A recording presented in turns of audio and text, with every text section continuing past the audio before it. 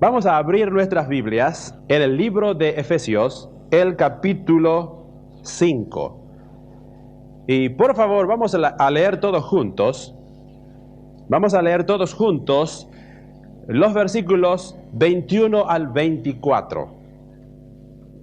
Todos al unísono en un solo coro. Efesios capítulo 5, 21 al 24. Dice así: Someteos unos a otros en el temor de Dios. Las casadas estén sujetas a sus propios maridos como al Señor, porque el marido es cabeza de la mujer, así como Cristo es cabeza de la iglesia, la cual es su cuerpo y Él es su Salvador. Así que, como la iglesia está sujeta a Cristo, así también las casadas lo estén a sus maridos en todo. Muy bien, con el temor del Señor estamos tratando de establecer una serie de principios básicos sacados de las Sagradas Escrituras para poder comprender el diseño de Dios para la familia. Y hasta ahora hemos enunciado 8 principios. Para edificar una familia feliz, primero, yo tengo que ser un hijo de Dios. Principio número 1. Principio número 2, seguir la instrucción bíblica. Principio número 3, yo debo ser lleno del Espíritu Santo. Principio número 4, yo debo someterme a los demás. Principio número 5, la sumisión y autoridad deben estar en equilibrio. Principio número 6, el matrimonio es una institución divina. Y bueno, este principio nos llevó a considerar el matrimonio con sus 7 condiciones exteriores, tal como fue diseñado por el Creador. Principio número 7, la felicidad es un subproducto de la obediencia. Y aquí consideramos nosotros los 7 elementos básicos con que la pareja debe contribuir para que el mecanismo de esta relación funcione con éxito. Principio número 8, la comunicación es el ingrediente aislado más importante en nuestra relación familiar. Bueno, hasta aquí nosotros en estos 8 principios hemos considerado a la familia como un todo, como la célula básica del organismo social con sus metas y propósitos.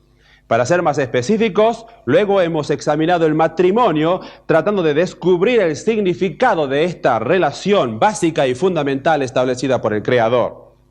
Y para poder ser aún más específicos, en nuestro estudio hemos empezado a considerar ahora el rol de cada uno de los miembros del grupo familiar.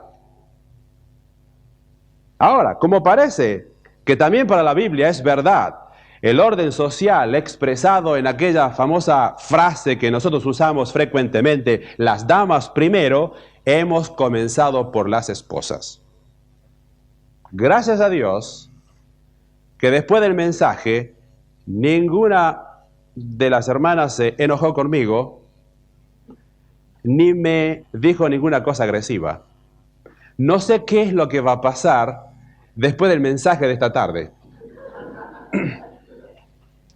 Pero le quiero dar un alivio, hermanas. El próximo domingo vamos a tratar el rol de los esposos. Así que se va a poner interesante la cosa. Sumamente interesante. En este pasaje de las Escrituras que hemos leído, nosotros vemos allí el rol de la esposa.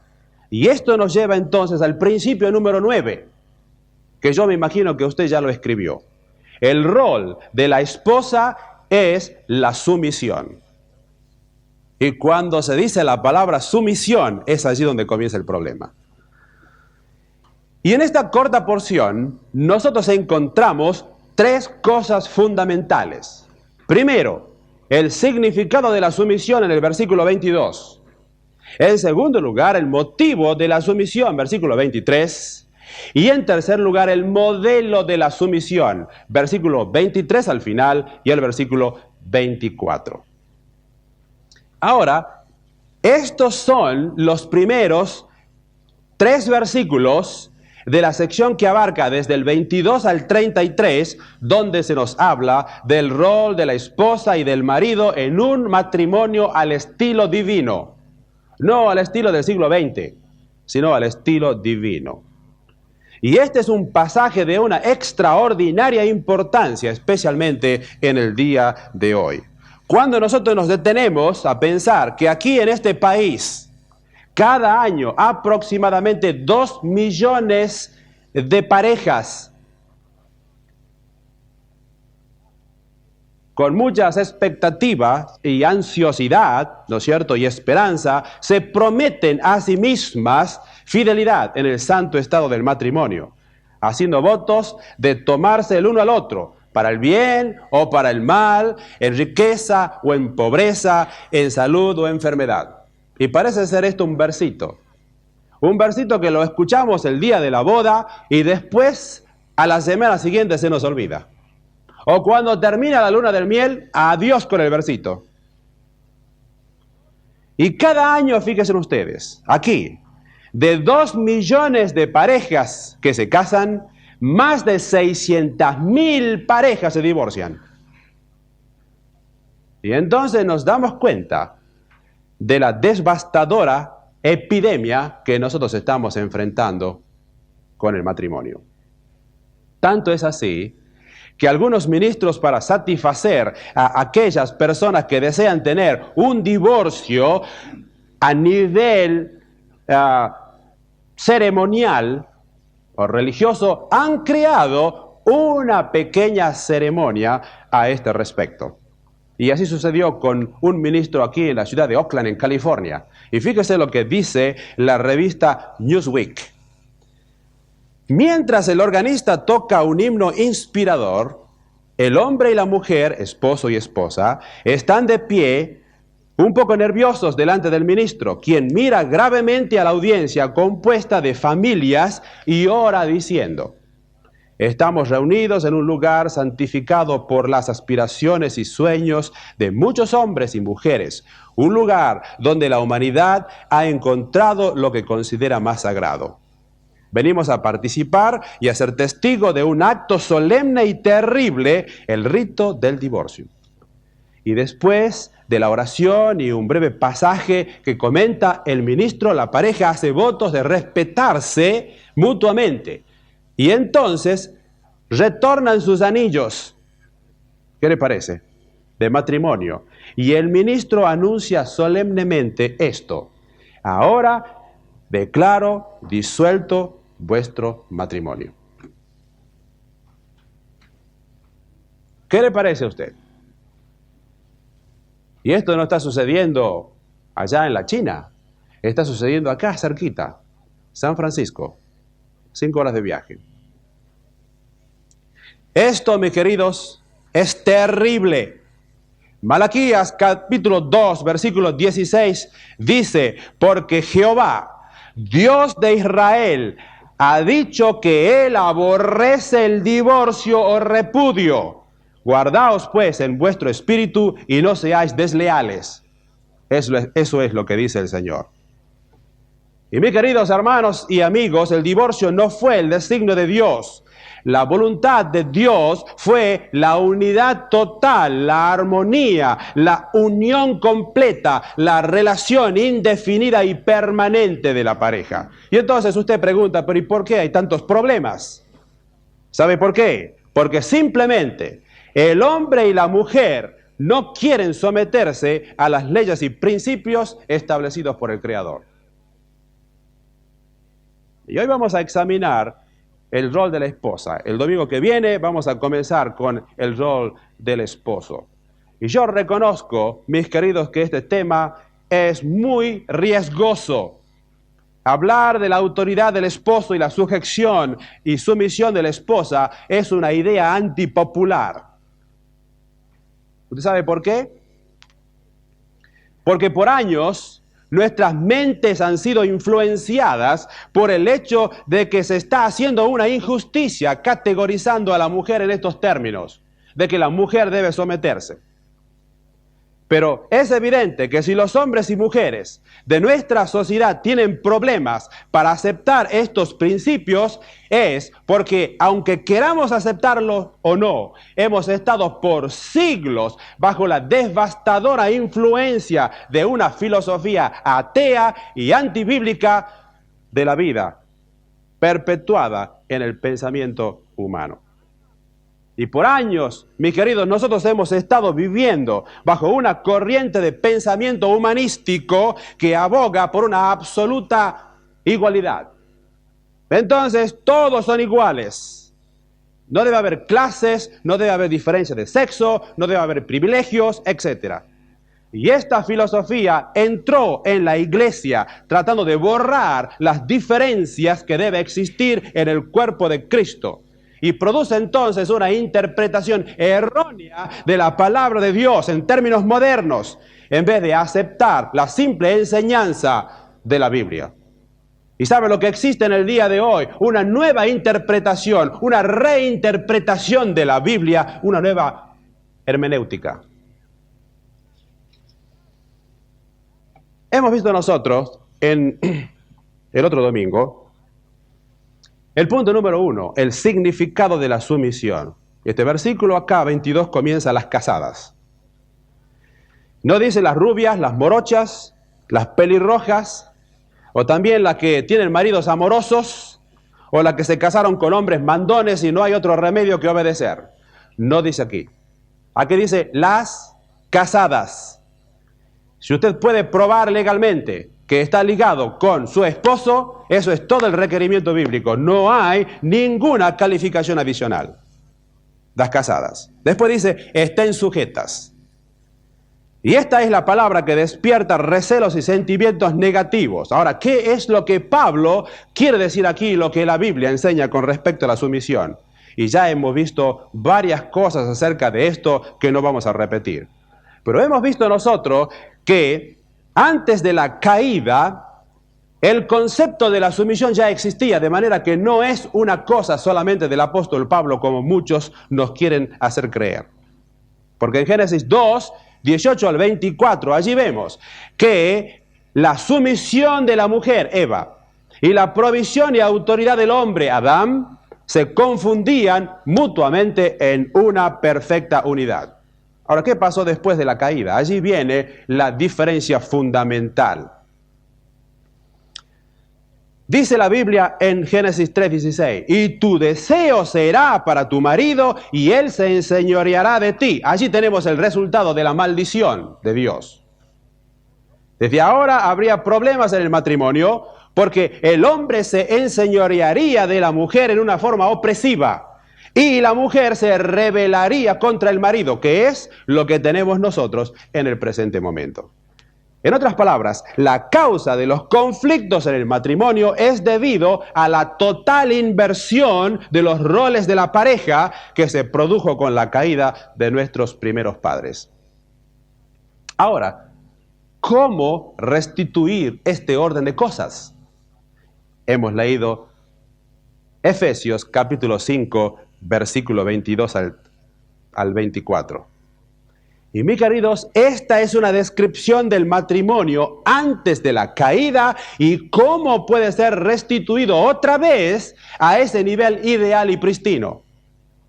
Y aquí la Biblia nos está diciendo que las únicas personas que pueden restituir el orden original son aquellas que primero son hijos de Dios. Son aquellas que siguen la instrucción divina y son aquellas que son llenas del Espíritu Santo, porque aquí todo el pasaje comienza con el versículo 21 que dice, someteos unos a otros en el temor de Dios, y esto es fruto del versículo 18, antes bien sed llenos del Espíritu Santo. De manera que solamente cuando una persona, un hombre o una mujer, aceptan a Cristo como su Salvador, sus pecados son limpiados y perdonados, entonces el marido amará a su esposa como a sí mismo. Entonces, solamente entonces la esposa se sujetará a su propio marido completamente. Si no, será rebelde. Y hemos visto nosotros que esta palabra sujeción Hupotazo es primeramente un término militar que significa alinearse o colocarse en fila. Y hemos hecho la aclaración también de que la palabra sumisión no significa obediencia. La palabra obediencia se utiliza para los hijos y también se utiliza para los siervos. Pero la mujer no debe ser tratada ni como una niña ni tampoco como una sierva en la casa. Es un término funcional y hemos analizado nosotros 1 Corintios 11, 3, que dice: Dios es cabeza de Cristo, Cristo es la cabeza de todo varón, el varón es la cabeza de la mujer. Y esto nos enseña, mis queridas hermanas, que la sujeción no implica inferioridad. ¿Por qué? Porque cuando Cristo se sujetó al Padre, ¿acaso Él era inferior al Padre? De ninguna manera. Él tomó el lugar que le fue asignado en el plan de Dios, y esto no era inferioridad. Y de la misma manera, la mujer puede ser superior en inteligencia al hombre. Puede ser superior en amor, en devoción, en simpatía, en diligencia. E inclusive, la mujer puede ser más perspicaz que el hombre para los negocios. Pero esa no es la cuestión. La cuestión es que Dios ha determinado que en el matrimonio, lo mismo que en el gobierno, lo mismo que en el ejército, lo mismo que en la iglesia, la sumisión y la autoridad deben estar en equilibrio, y el lugar de la mujer es la sumisión. Sigue diciendo nuestro texto: las casadas estén sujetas a sus propios maridos. La Escritura no dice que las casadas se deben sujetar o someter a todos los hombres. Dice a sus propios maridos. ¿Qué significa esto? Significa, primero, una devoción singular. Su corazón debe estar concentrado en un hombre, su hombre. No todos los hombres, mi hombre. Así dice la mujer, que realmente entiende este principio: es mío. Es decir, se sujeta voluntariamente, se une en una relación íntima en primer lugar y después especial y exclusiva. Luego puedo ver que a sus propios maridos significa también un sentido de posesión, como algo que ella posee, como algo de que ella es dueña. De manera que esta sumisión posesiva niega todo tipo de inferioridad de parte de la esposa. Como tal, ella es propietaria de esa otra persona que se llama el marido. ¿Se da cuenta? Su propio marido. Y también hay un concepto restrictivo. Escuche esto. No se ordena que la mujer se someta a los hombres en general, como tampoco por extensión se dice aquí que las solteras deben someterse a sus novios. Pero de todos modos, si usted, señorita, está de novia, o si le está gustando un muchacho, lo cual es muy probable, usted debiera preguntarse si su futuro esposo es alguien a quien usted está dispuesta en amor a someterse después de casada. Usted debe, como ahora como novia, debe preguntarse: ¿estoy yo dispuesto a respetarlo y a honrarlo? ¿Estoy yo dispuesto a ponerme bajo su autoridad? ¿Qué pasa si no es así? El matrimonio corre un grande peligro. ¿Sabe cuál es el consejo de Dios? Mejor disolver el compromiso. Y sigue diciendo nuestro texto: las casadas estén sujetas a sus propios maridos como al Señor. Mire, esto es tremendo. Yo estuve estudiando toda esta semana queriendo ver si había un atenuante para esta palabra sujeción de parte de la mujer. Y no hay caso. No hay caso. Dice aquí como al Señor. ¿Qué significa como al?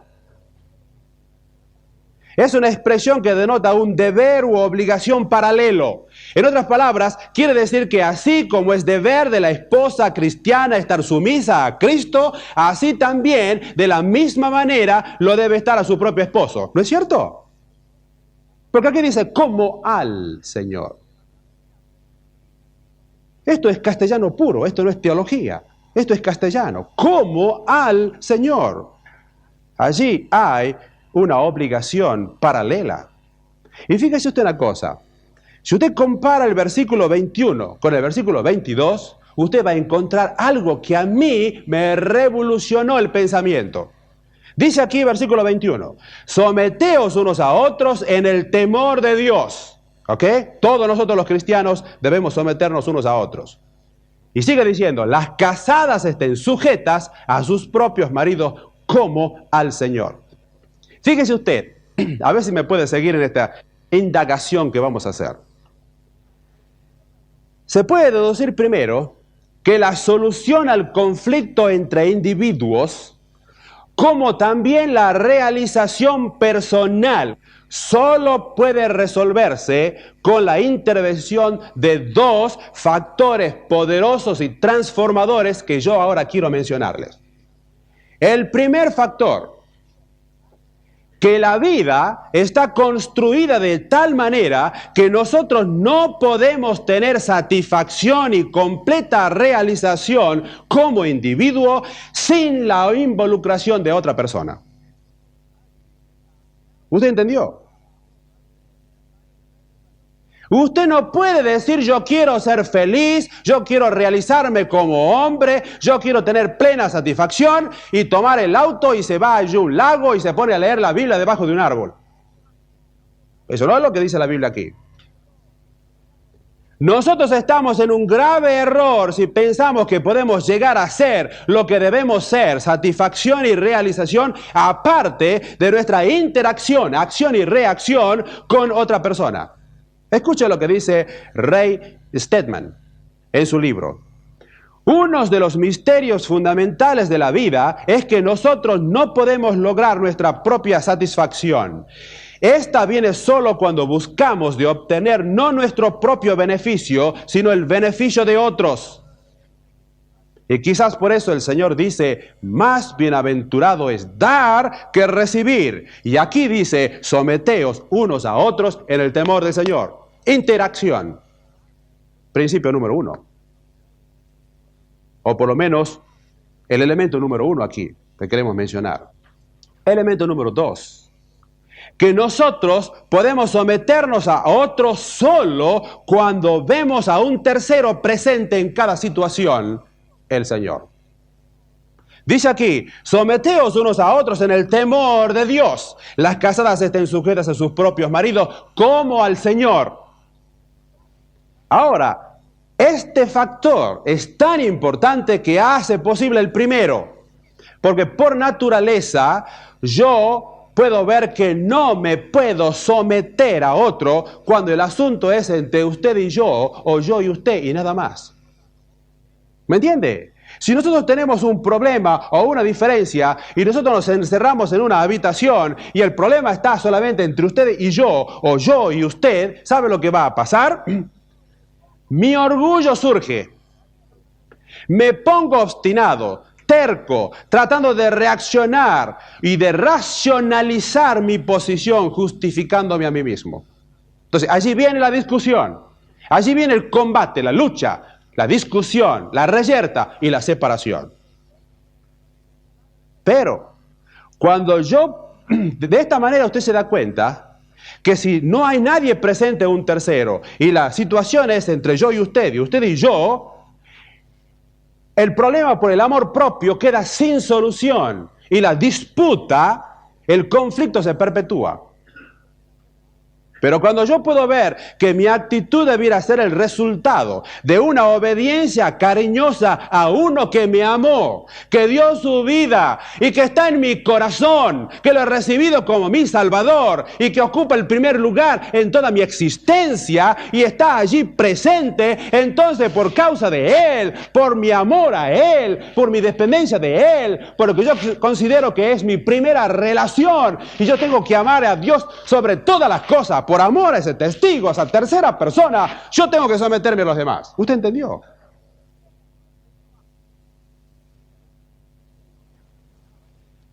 Una señora preguntó, pero ¿cómo voy a someterme a mi esposo si él no está obedeciendo lo que Dios le ha ordenado hacer?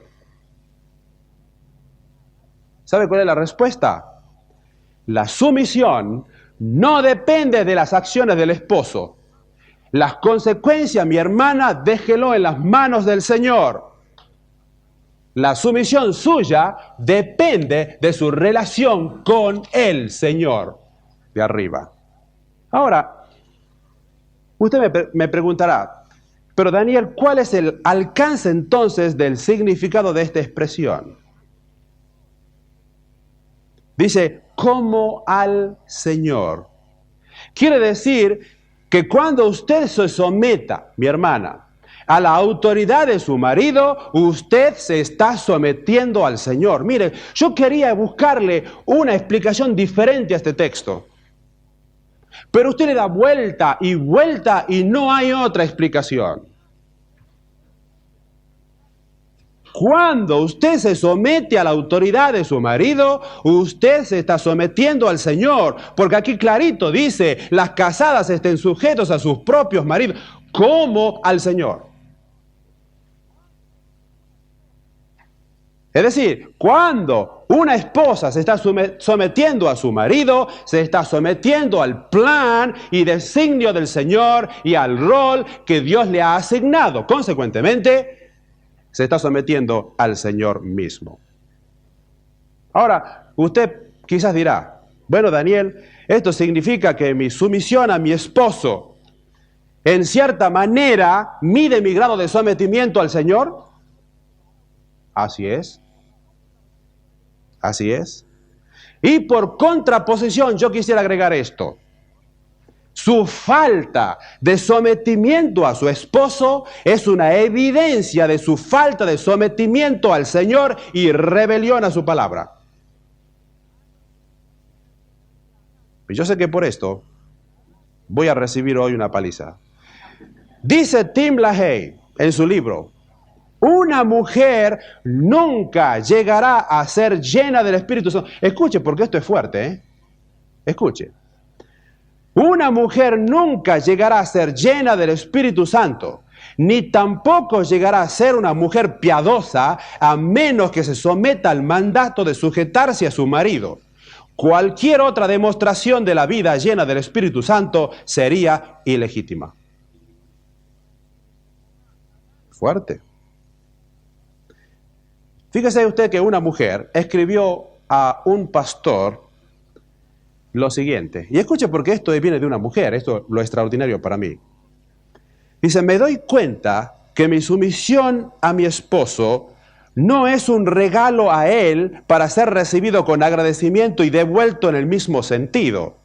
Tampoco es una forma de chantaje para querer decir, Señor, ¿no ves cuán sumiso soy? O cuán sumisa soy, ahora quisiera ver los resultados. Es decir, es como si fuera que la mujer dice, bueno, ya que no hay caso me voy a someter a mi marido, pero yo quiero ver resultados inmediatos. Dice acá, si en realidad yo me estoy sometiendo a mi marido como al Señor, no me tendría que preocupar de los resultados, pues eso está en sus manos. En realidad una mujer nunca es más libre de ser ella misma que cuando gozosamente más se somete a la autoridad del esposo. Y termina con una expresión. ¡Qué alivio sentirse libre y de ser aquello para lo cual fui formada! Esta mujer captó el sentido de la expresión sumisión en el texto bíblico. Punto número 2. el motivo de la sumisión, versículo 23. Porque el marido es cabeza de la mujer, así como Cristo es cabeza de la iglesia. Ahora, mi hermana, lea este versículo por lo menos 10 veces y trate de encontrarle otro significado. Mire, yo lo he leído durante esta semana varias veces y he querido buscarle otro significado a este versículo. Pero no hay caso, siempre dice lo mismo. Dice, porque el marido es cabeza de la mujer. La gente ha tratado de leer esto de otro modo. Han tratado de quitar la fuerza de este pasaje. Lo han pasado por algo algunos escritores y otros lo han torcido en su interpretación. Pero no hay forma de escapar del claro intento de estas palabras, no importa de qué manera usted lo quiera ver al problema.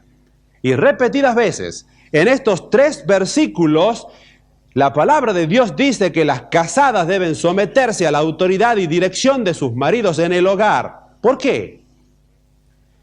Porque muchos siguen, inclusive hasta el día de hoy, sin querer oírlo. Y aquí tenemos nosotros el motivo.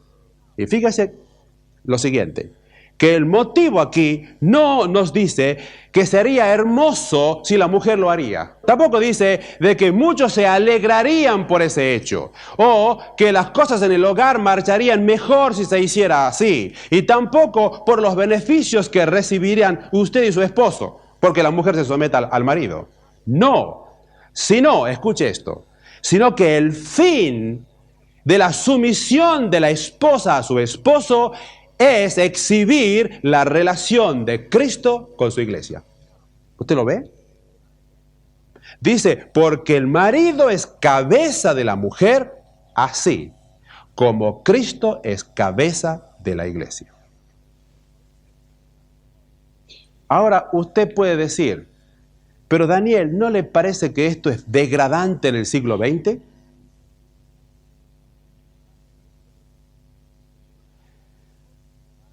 Yo pienso que no. Mire, cuando nosotros vemos a un atleta, y el otro día yo estaba hojeando una revista que tienen mis hijos sobre cómo cultivar la musculatura, y uno de mis hijos está haciendo gimnasia, levantando pesas. Qué admirable es ver a un hombre bien desarrollado, ¿no es cierto? Con todos sus músculos. Claro que ellos tienen ya en exceso, pero una persona bien formada, bien ágil en todo sentido. Y cuando el cuerpo está coordinado y funcionando correctamente, no solo la cabeza, sino el cuerpo es honrado. Pero supongamos que esa persona que nosotros vemos en una forma tan perfecta físicamente sufre un accidente y padece de cuadriplegia, o sea, la parálisis de la nuca para abajo. ¿Qué le parece a usted? Esto significa que su cuerpo no responde a los impulsos nerviosos de la cabeza. Entonces tenemos allí no una persona, sino tenemos una persona inválida. Tenemos nosotros una persona limitada. Tenemos una persona falta de armonía. Entonces usted dice, ¿acaso no es degradante que la mujer responda a su esposo? No, como no es degradante que el cuerpo responda a la cabeza. Esta mañana estuvimos nosotros escuchando el mensaje aquí en el auditorio y delante de nosotros había una señorita que está postrada allí en una silla y sin movimiento ni control desde el cuello para abajo. Y yo pensaba para mí, qué lástima es ver toda una vida frustrada porque su cuerpo no responde a la cabeza. Y allí estaba toda su mano y su cuello que se iba para un lado y para el otro. No puede caminar, no puede accionar, tienen que moverla de un lado para otro, cambiarla, etcétera, etcétera. Eso sucede cuando el cuerpo no responde a la cabeza. Pero usted muchas veces no lo ha visto eso así en su matrimonio, ¿no es cierto? Pero eso es exactamente lo que sucede en el matrimonio. Cuando la mujer no responde al liderazgo de su esposo, hay algo que no funciona y el hogar se viene abajo y no cumple la función para la cual fue diseñada. Otros van a decir, pero Daniel, ¿acaso el hecho de ponerle a la mujer una cabeza no es limitarla y restringirla en sus responsabilidades? Fíjese usted que este es el error más común que muchos no entienden. Porque la sumisión no quita la libertad, sino que la permite. Y permítame que yo le haga una pregunta. ¿Cuándo es más fácil o más libre el tren? ¿Cuando va dando tumbos por la colina abajo fuera de la vía? ¿O cuando avanza suavemente por ella, confinada o restringida a las vías? ¿Cuándo es más libre? Y usted puede ver que es evidente que su restricción a la vía es lo que le da la libertad. Su restricción a esos hierros puestos allí es lo que hace que el tren cumpla la función para lo cual fue diseñada. Usted saca el tren, lo pone fuera de la vía, es un desastre. ¿No es cierto? De manera que esta restricción de la sumisión no quita la libertad, le da la libertad para que pueda cumplir la función que realmente necesita. Entonces, ¿qué es lo que da realmente la libertad? Mire, lo que da realmente la libertad es estar en la vía correcta. Ahora, por ejemplo, ¿cuándo una persona tiene más libertad para tocar un instrumento? Cuando la persona dice, bueno, me voy a olvidar de todas las reglas de música. Y me voy a olvidar de todas las escalas y de todo lo que significa armonía. Déme a mí el piano que yo voy a tocar libremente. ¿Sabe lo que va a salir? Un ruido, un desastre. Pero cuando usted pasa largas y tediosas horas ensayando para poder cumplir con las leyes de la escala y de la armonía, entonces usted va a poder libremente tocar el piano con algo que realmente sea una música que alegre el oído. Y si usted se quiere olvidar de las reglas que Dios ha puesto, o que en este caso la música ha puesto, entonces usted se va a sentar al piano, y allí sentado en el piano, olvidándose de las restricciones, usted va a dar muestra de su propia ignorancia, falta de habilidad y de aprendizaje. Y no va a cumplir aquello que realmente usted quiere.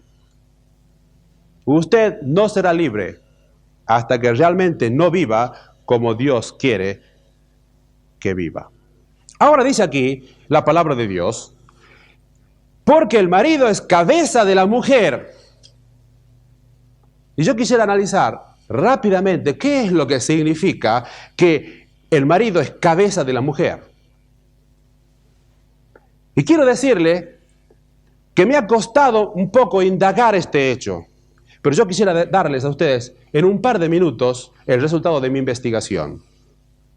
Fíjense que 1 Corintios 11, 3, dice que Dios es cabeza de Cristo, Cristo es la cabeza del varón y el varón es cabeza de la mujer. Ahora, para comprender el significado que encierra esta expresión, debemos entender lo que significa para Dios ser cabeza de Cristo.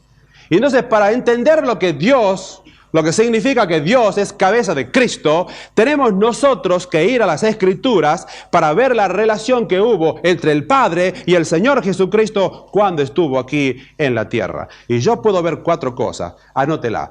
Número 1, Juan capítulo 10 y el versículo 30. Dice así la palabra de Dios, Juan 10, 30. Yo y el Padre uno somos. Ahora fíjese que el Padre está en el cielo, el Hijo está en la tierra, el Padre está en la gloria, el Hijo está cubierto con carne humana. Pero aquí tenemos esta expresión tremenda: yo y el Padre uno somos. De manera que aquí veo, número uno, identidad. De la misma manera que en el matrimonio marido y esposa son una sola carne, de una forma idéntica, cabeza de la mujer significa identidad personal en naturaleza. Eso significa marido, cabeza de la mujer. Identidad. Número 2. Juan capítulo 5 y versículo 17. Y Jesús les respondió: mi Padre hasta ahora trabaja y yo trabajo. Aquí vemos nosotros, en segundo lugar, cooperación mutua. Así como el Padre y Cristo cooperaban mutuamente de la misma forma, esposo y esposa deben cooperar mutuamente en este rol de cabeza de la mujer. Número 3. Juan capítulo 8 y el versículo 49. Dice así la palabra de Dios. 8:49.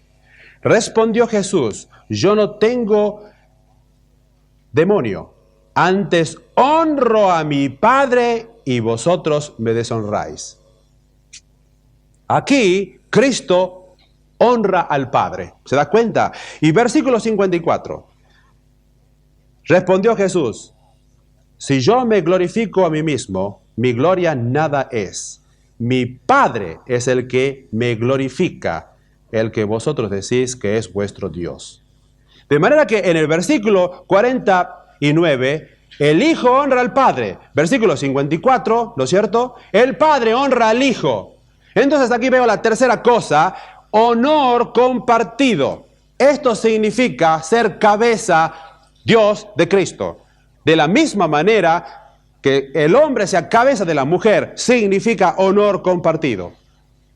Cuarta cosa, Juan capítulo 8 y el versículo 28. Aquí en el mismo capítulo, versículo 28 dice: les dijo pues Jesús: cuando hayáis levantado al Hijo del Hombre, entonces conoceréis que yo soy y que nada hago por mí mismo. Ahí está la palabra, la expresión: nada hago por mí mismo, sino que según me enseñó el Padre, así hablo. Nada hago por mí mismo. Y el versículo 29 continúa: porque el que me envió conmigo está, no me ha dejado solo el Padre. Escuche esto: porque yo hago siempre lo que le agrada. ¿Qué deduce de eso usted? Que en la relación de Padre, Dios siendo cabeza de Cristo, aquí yo veo una diferencia de función. Es decir, que a pesar de la identidad personal, hay una diferencia funcional. Él se había sometido y trataba ahora de agradar a su Padre. Es decir, de la misma manera entonces que la expresión Dios, la cabeza de Cristo, significa identidad en cuanto a naturaleza, cooperación en cuanto a trabajo, honra en cuanto a persona, subordinación en cuanto a decisiones finales, la expresión, porque el marido es cabeza de la mujer, no implica que sea superior a la esposa, por estas tres primeras razones que hemos visto. Pero de la misma manera que Cristo se sujetó al Padre y trató de agradarle a Él en todo, de la misma manera la mujer, como el cuerpo, debe sujetarse al marido, que es la cabeza. ¿Se da cuenta? Ahora, ¿para qué es necesaria la sumisión en el caso de la mujer? Escuche. La sumisión de la mujer al esposo es necesaria para que el hombre pueda ser hombre. Le suena un poco rara la cosa, ¿no? La sumisión de la mujer es necesaria para que el hombre sea hombre. Mis queridos, la Biblia no Daniel Lozano, ni Grace Community, ni John MacArthur. La Biblia dice aquí que el hombre es cabeza de la mujer. Si el marido entonces es cabeza, esto quiere decir que la primera responsabilidad de un esposo en el matrimonio es de ejercer liderazgo inteligente. Y una de las poderosas razones es que no puede haber dos líderes juntos. Usted sabe que alguien dijo que cuando dos personas van cabalgando en un caballo, una tiene que sentarse atrás. ¿Algunos que todavía no captaron la ilustración? Si dos personas se van a sentar en el matrimonio, en el caballo del matrimonio, mire, aunque no lo quiera, una tiene que sentarse atrás. Y lo mismo sucede en el caso que estamos estudiando. Si en su providencia Dios ha incorporado en la naturaleza del hombre la responsabilidad de ser líder, entonces naturalmente la esposa no puede serlo por eliminación. Solo puede haber una sola cabeza. Y la Biblia nos dice aquí específicamente que esa cabeza es el marido. ¿Sabe lo que producen dos cabezas en un cuerpo? Dualidad. Yo diría más todavía, dos cabezas en un cuerpo producen monstruosidad. Y eso es lo que sucede en algunos matrimonios. Monstruosidad. Un cuerpo, dos cabezas. Ahora, es verdad, mis queridas hermanas, que ninguno de los componentes de la pareja debe estar totalmente dominante. ¿Por qué? Porque la mezcla o fusión de dos vidas, o en esa mezcla de dos vidas, emerge una nueva vida. Y el Señor nos dijo que deben ser una sola carne. Pero en esa nueva vida, en forma explícita, Dios le ha dado al varón la responsabilidad de la decisión final. Y es por eso que nosotros los cristianos no podemos aceptar la proposición del mundo de que el matrimonio es simplemente un negocio de 50 y 50%. Entonces cuando una parte simplemente es afectada en la primera diferencia, se produce el divorcio, ahí está la solución. No, señor. La Biblia dice que uno debe dar y dejar que el otro tome la decisión final. Así es lo que dice la palabra de Dios. Y quiero decirles otra cosa, mis hermanas, porque yo sé que ustedes no se van a enojar. El grado de liderazgo del esposo depende de la mujer. Fíjese usted que ningún líder puede ir más lejos de lo que sus seguidores se los permiten. Y esto es verdad en la política, en el ejército, en los negocios y también en el matrimonio. Si por ir demasiado lejos un líder va adelante y deja a los que están siguiéndole detrás, se va a quedar solo y al final aislado. Es decir, son los seguidores los que hacen posible el liderazgo. Si usted cree que es un líder y nadie lo sigue, usted no es un líder. ¿Se da cuenta? Y así también, el grado en que el hombre pueda desempeñarse como cabeza o líder depende en gran escala de la mujer. Ahora, hay aquí algunas dificultades. Hay algunos maridos que son audaces, entonces se casan, toman el liderazgo con todo brío y entonces son impetuosos y la ponen a la mujer muchas veces abajo, bajo el zapato. Bueno, quizás en estos casos, la mujer debiera aprender en una forma amable a menguar esa agresividad. Pero escuche esto, nunca debiera tratar de desplazarlo o lo que es peor, asumir ella misma la responsabilidad del liderazgo. Ahora, hay otros casos en que los maridos son más moderados. Entonces es mucho más fácil y cómodo, al ejercer el liderazgo, que la mujer se sienta contenta y lo siga. Ahora, estos son pocos los casos.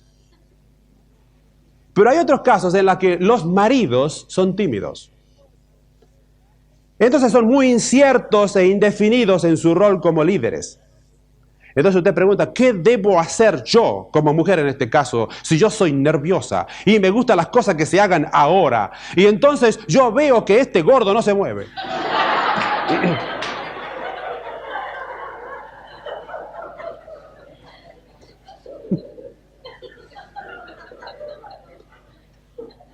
¿Sabe lo que debe hacer usted, hermana? Según la Biblia, es permitirle y ayudarle a su esposo a tomar el rol de liderazgo. ¿Lo escuchó? Recuerde que uno de los elementos esenciales de la naturaleza del hombre, su hombría, es el liderazgo, es ser cabeza. La Biblia lo dice aquí, el marido es la cabeza de la mujer. De modo que si una esposa destruye el liderazgo de su esposo, ella está destruyendo uno de los elementos vitales de su hombría. Y como consecuencia, su amor por él es cuestionable. ¿Escuchó, hermana? Si usted está destruyendo el liderazgo de su esposo, su amor por él es cuestionable.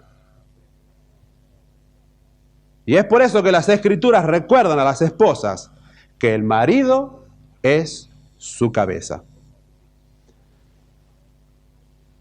Fíjese que una pareja se peleaba continuamente. Y entonces vino un consejero matrimonial. Y le pusieron allí las quejas y los problemas y que por qué estaban constantemente discutiendo y peleando, y aquella casa parece que era la jaula allí de perros y gatos. Y mire lo que dijo el consejero matrimonial. No importa con qué comienza la pelea, si es por causa de familiares, dinero, niños, vacaciones, etc.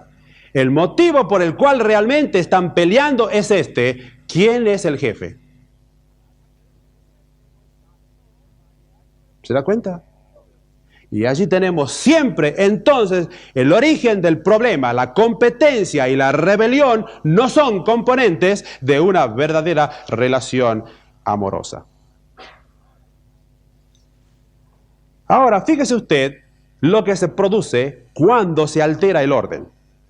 Dice un conocido escritor cristiano, escuche que le voy a leer.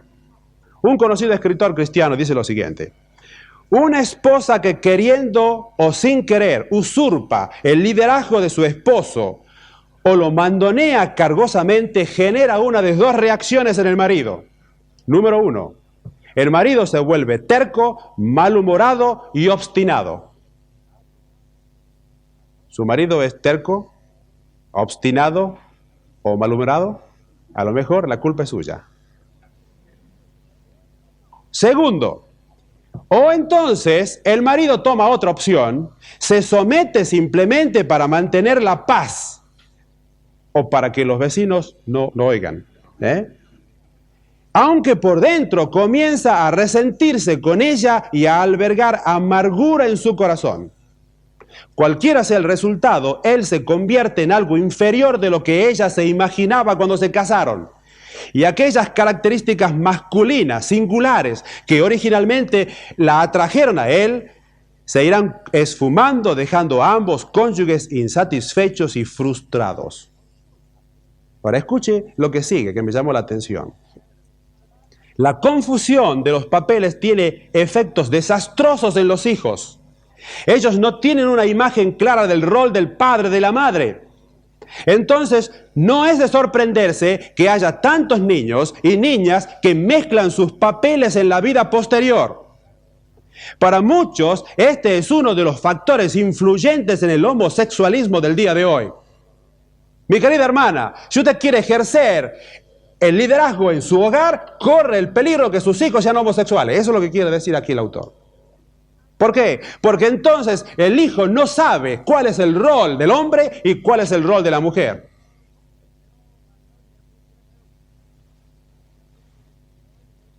Me van a pegar a mediodía. Y aquí sigue diciendo nuestro pasaje.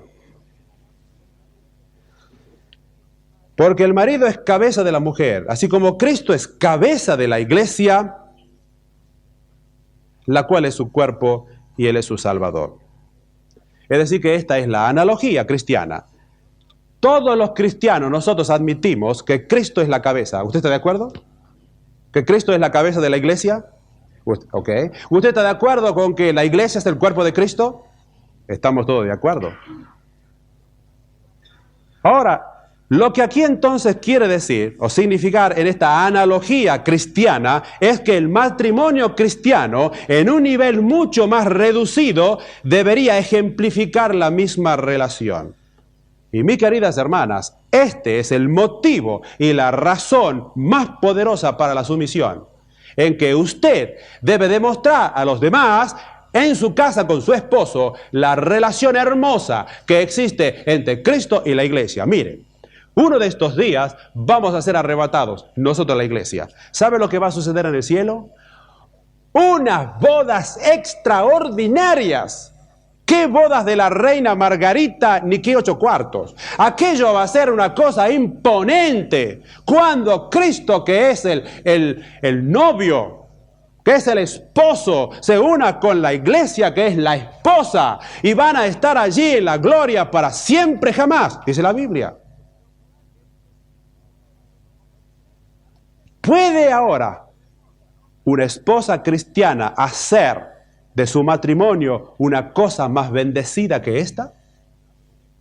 Sin embargo, de acuerdo al texto, eso es lo que debe hacer la mujer con su matrimonio.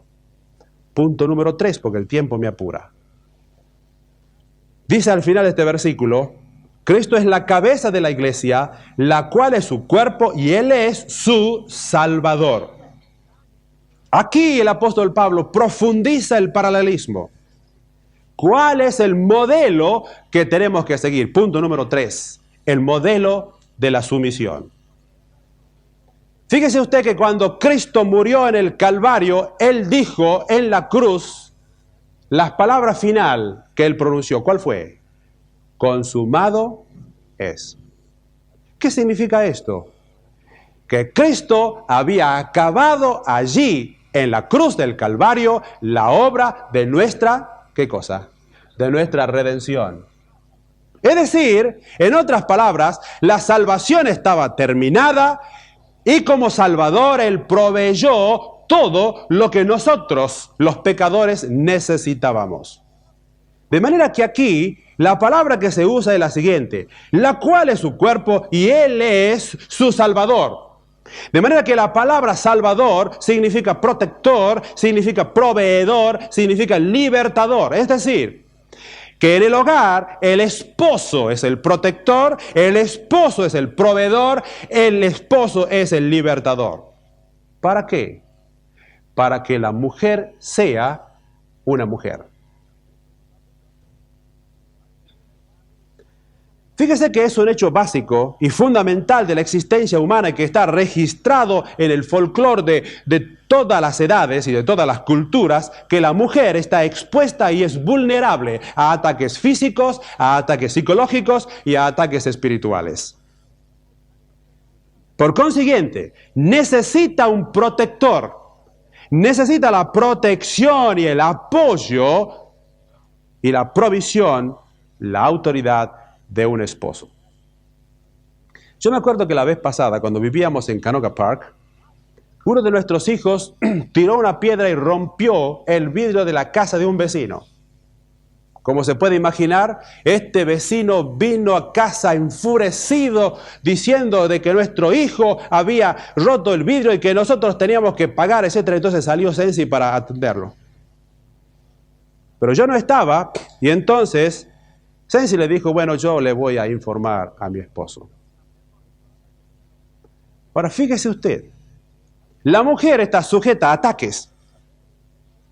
Pero esta palabra voy a informar a mi esposo no es una forma de evadir la cuestión, sino la expresión de que vive bajo la protección y autoridad del marido. Y ella está liberada de la carga emocional que deriva de representar a su hogar, a su familia en la sociedad. ¿Se da cuenta? Pero también hay ataques psicológicos. Y una mujer, una esposa, tiene necesidad de ser protegida de los ataques emocionales de sus hijos. Una madre no tendría que rogar para conseguir el respeto de sus hijos. Porque ellos deberían tener siempre presente que detrás de la autoridad de la madre está la autoridad del padre. Mire, yo me acuerdo que cuando era chico, no me acuerdo qué edad tenía, quizás tengo que haber tenido unos 8 o 10 años. Estábamos en la cocina con mi mamá. Y mi mamá me dijo, Daniel, tenés que hacer esto, esto, aquello. Y yo estaba ese día de mal humor. ¿Y sabe lo que yo le dije a mi mamá? Mamá, no quiero. No me di cuenta que entraba mi papá por la cocina. Y con su grande mano me tapó la boca y dijo, así no se le contesta nunca a tu madre. Él estaba detrás de la autoridad de mi mamá. Qué poderosa lección que quedó aquí en mi mente. Un padre que protege a su esposa de los abusos de sus hijos, inculca en ellos un sentido de respeto por la mujer y es el mejor legado que puede dejar a sus hijos. Pero también la mujer está sujeta a ataques espirituales. 1 Timoteo, el capítulo 2. Fíjese lo que dice allí y en el versículo 12. Dice, porque no permito a la mujer enseñar ni ejercer dominio sobre el hombre, sino estar en silencio. Porque Adán fue formado primero, después Eva. Y Adán no fue engañado, sino que la mujer, siendo engañada, incurrió en transgresión. Aquí tenemos nosotros la mujer siendo el foco del ataque espiritual de parte de Satanás. ¿Se da cuenta? La sumisión de la esposa es un escudo de protección contra las artimañas de Satanás. Fíjese que Eva decidió hacer las cosas por su cuenta. Y las mujeres que han actuado por su cuenta, tomando la posición de autoridad del marido, han hecho desastres. Y mire, usted recorra todas las religiones falsas y los cultos del día de hoy y se va a dar cuenta que allí está una mujer que ejerció autoridad que la Biblia nunca le concedió. Y allí están las religiones falsas.